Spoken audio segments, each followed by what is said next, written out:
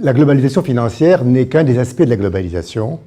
Et je crois que ce qui a vraiment changé, elle a été un des moyens de la globalisation aussi, mais ce qui a changé le comportement des acteurs, c'est la globalisation tout court.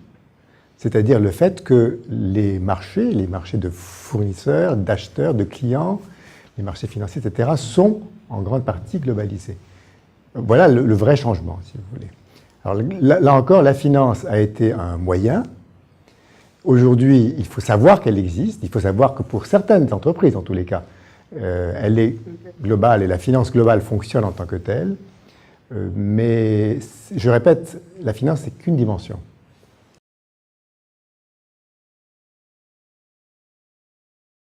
J'allais dire, c'est simple à la fois et compliqué. Simple parce qu'il y a presque toujours la même cause qui a été bien analysée depuis la nuit des temps.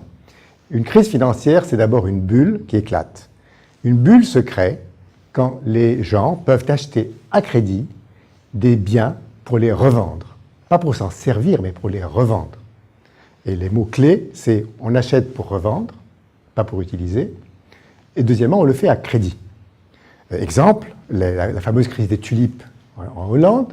Exemple, l'immobilier américain, où les gens qui n'avaient pas les moyens d'acheter des maisons les ont achetées à crédit en espérant les revendre en gagnant de l'argent. Alors ça, c'est la condition de la création d'une bulle. La deuxième condition, c'est qu'il faut qu'il n'y ait pas de limite au crédit. Il faut qu'il y ait donc une alimentation du système qui fasse que ce crédit puisse gonfler, gonfler, gonfler, gonfler.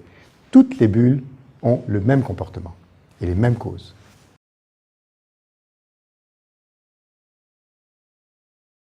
Une régulation comporte deux dimensions. Elle comporte des lois et des règlements et elle comporte des gendarmes. La crise actuelle est une conséquence à la fois d'une lacune dans les lois et règlements, notamment aux États-Unis, mais pas seulement, et deuxièmement, dans la faiblesse de certains gendarmes, notamment encore américains, mais pas seulement. Donc, les voies aujourd'hui sont d'agir sur les deux domaines.